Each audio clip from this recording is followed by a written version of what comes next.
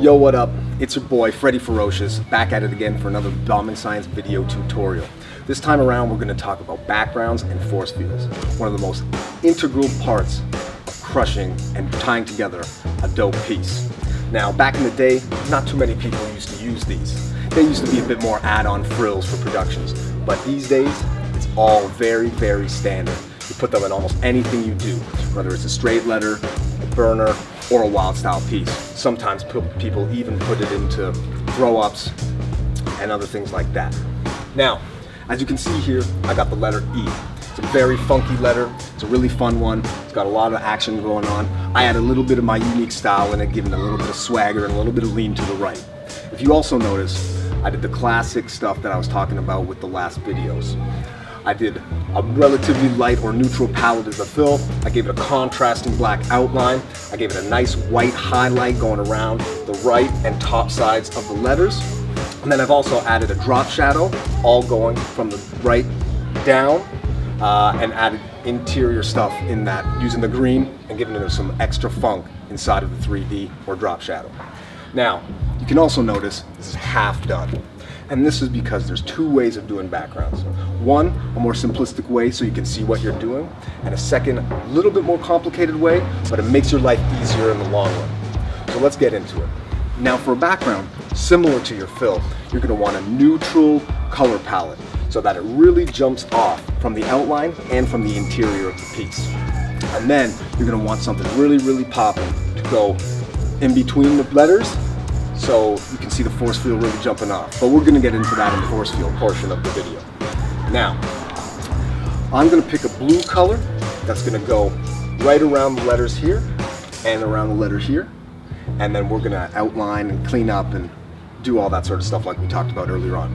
Also, you can notice that I gave the cuts here to go make straight lines in between the letter. And it also all took one continuous cut in order to make sure that the letter is perfectly proportioned on the left side. Because if you were to cut here and cut there, it might look a little wonky. Now, let's get into some background elements. I'm going to use this blue and do some bubbles. I'm just going to go around the black and in here to show you that you've got to have everything filled up. It's really, really important to fill up everything in the background because it is exactly that, a background. So you want to fill up everything that you could possibly see that would be behind your letters. So let me get to filling and we'll discuss what I just did.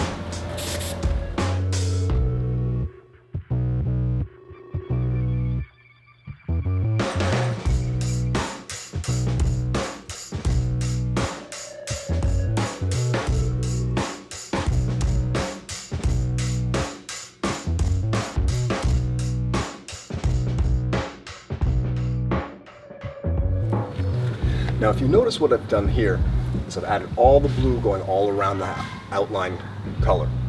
Now this is really, really good so you know exactly where you're going.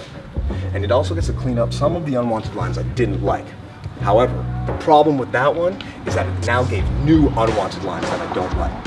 So that means I'm going to have to take the outline color, go back over it in order to clean it up. This using our cutback technique as I showed you in videos before. So now let me grab black and go through and fix it up a little bit more.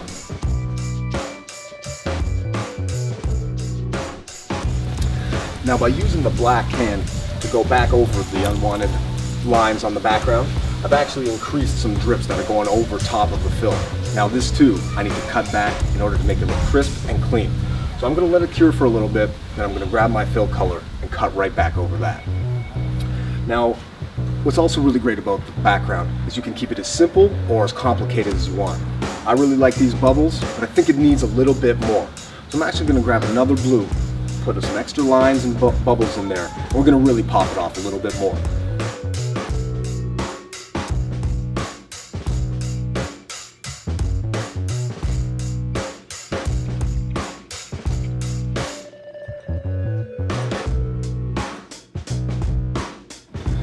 So what I've just done there is add extra bubbles inside of my bubbles. It just gives it a second tone that looks really, really nice and a little bit more refined. Now also, if you noticed, I started the color of the can came out quite well at the beginning, then kind of faded almost back into the background. That's because I didn't shake it up enough. So I had to reshake it and then try it again. And then it came out a lot better. So just always remember to really shake your can, like we talked about in the can control video. Second of all, it starts to get really, really problematic when you're going closer and closer to your outline, because that means you have to do more and more cutbacks. And with more and more cutbacks, that can lend itself to more drips, more oversprays, or even tucking in too close to your letters and messing that up, something you really don't want to do. So I'm going to clean up this little bit of black right here in the fill, and then I'm going to talk to you about another simpler way, or a little bit more difficult way, but that will simplify things in the long run for you, with going over the background before you do your outline. So in order to clean up this black drip here, I'm going to use a very, very skinny cap. This is a super skinny cap, one of the ones we talked about in the first video in can control. Now, this doesn't have to be this cap particularly. You can use any sort of skinny cap, or even a fat cap if that's what you truly enjoy and you know how to use it correctly. But in my case, I want to get in real tight, real close, use a quick motion, and I'm going to cut up that line real quick.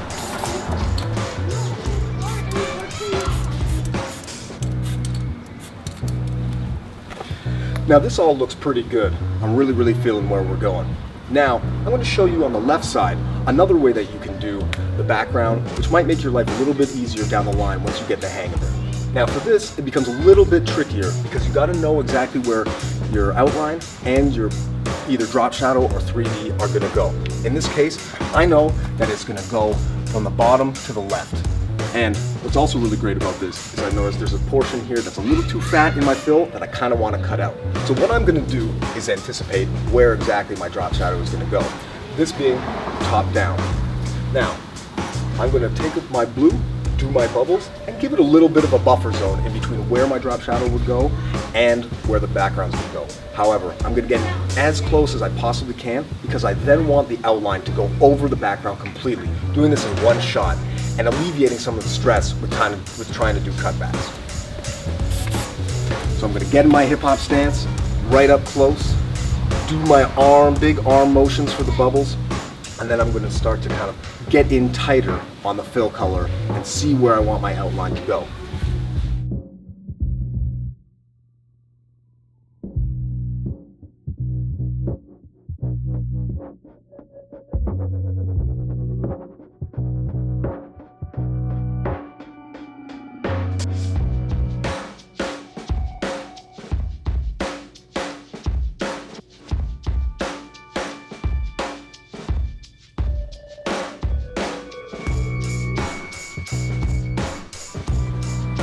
Now, I'm actually going to grab the other blue and give my extra little funk in that part of the blue before I do my outline, just to alleviate any problems with potentially overspraying or dripping over top of the outline.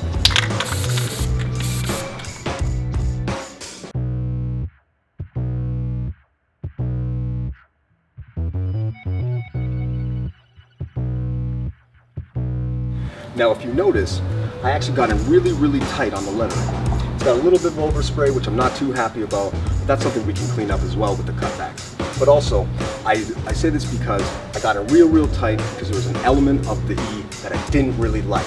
It was too fat, and I wanted to thin it out, giving it a little less chunk and a little bit more sharpness to it.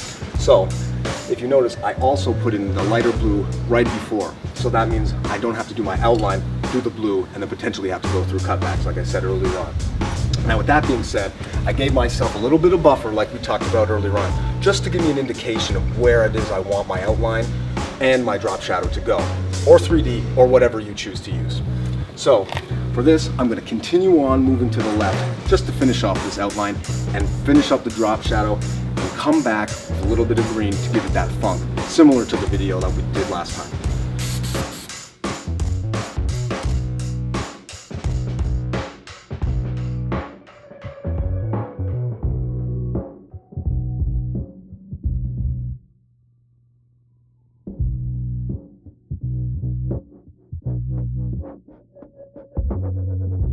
Now as you can see, I finished it all done in one shot, and that's exactly how I wanted to do it. It's giving me the lines I'm looking for that are really tight and really clean, and that I don't have to go over it like I did in the first place. Second of all, I put in my extra funk, which is what I had here already, and this goes back to our first video on can control. I went from fat to thin. This time I did use a skinny cap, but it still gave me the effect I wanted. I sprayed slowly out of the can and came down to a quick point as I did that. And then I went even more flared with the color underneath. That gives it another type of highlight. I held out the can even further this time, maybe half a foot or even more, and then quickly dropped it down so it just looks like a light glow over top. This is similar to something in the color theory video that we talked about with highlighting and going over different things. Now we're going to get into the force field portion of this. Now this is a really good way of tying everything together. Not only your piece, but sometimes if you're rocking with your homies too, you keep it in the same color scheme. That also goes for the background as well. If you're rocking a big production with a couple of homies or even just one other guy, you may want to tie that all in together using the same background and same force field technique. Now similar to the highlights and inlines in the fill, you can do your force field both on the line and off the line. On this one, on the right side, where we already had the first half done, I'm going to do an off the line. Now what's important to remember is to keep the background also a neutral color. The neutral color is good because it always makes sure that the force field is jumping off the background and it's giving that little bit of a buffer in between the outline and the background itself. So for my force field, I'm going to be using yellow. It goes over the blue very well because it's got a little bit of contrasting element, being a lighter yellow over a neutral blue. Now, this is going to really help the force field pop off the piece, and you really get to see another element to a piece that you normally wouldn't without it. So let me do an off the line one, like I said earlier on, and just so you see the contrast between the background and the force field.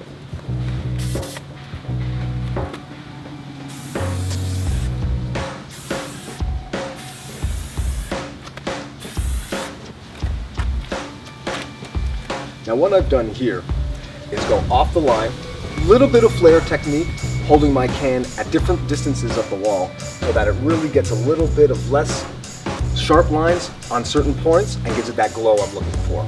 Also, I did a little cutoff at certain points, and that's a stylistic choice. You can either hold on to it all the way through or even do little lines or dots all the way around. That's really up to you. Now what I'm going to do is move on to the left side and do an on the line force field. Now this is really nice because it really helps distinguish between your outline color and the background and gives it almost a buffer that really pops out the letters. Now this one does as well, and that's just a stylistic choice that you can make up on your own. I like the off the line, and that's a personal choice of mine because I think it really helps blend in the background and the outline color. But let's do an on the line and you can distinguish which ones you like the most.